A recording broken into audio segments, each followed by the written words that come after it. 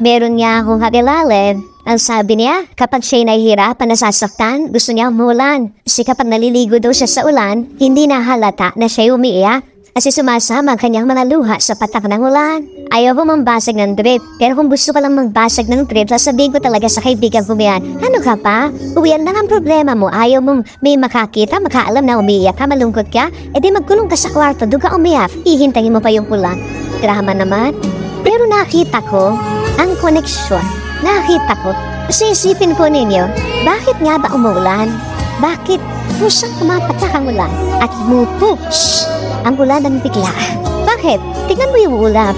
Lalo na kung paulan na. Nakita mo, yung ulap, halos manginig na. Kasi itim na, kitang-kita mong bigat na. At kaya umuulan because the sky, the clouds, can no longer handle its heaviness. Mabigat na. Kaya bumabata, pupus na. Same thing with us.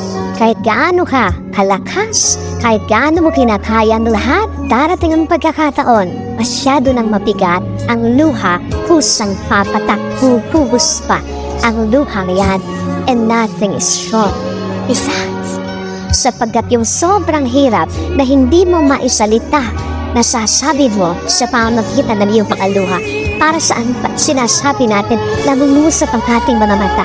Kaya ang hindi natin masabing mga mata mangusap gamit ang ating mga bibig, sinasabi ng ating mga mata sa pamamagitan ng ating mga luha. At natural yan, minarapat ng Diyos na magaganyan.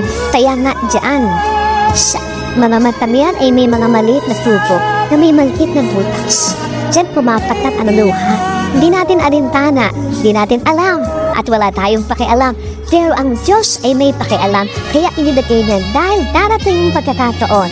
Siyang Alpha at ang Omega, hindi pa na mayayari, alam na niya. Alam niya, masasaktan ka. Alam niya, mahihirapan ka. Alam niya, kinakailangan mong iiyak ang lahat ng bigat at hirap.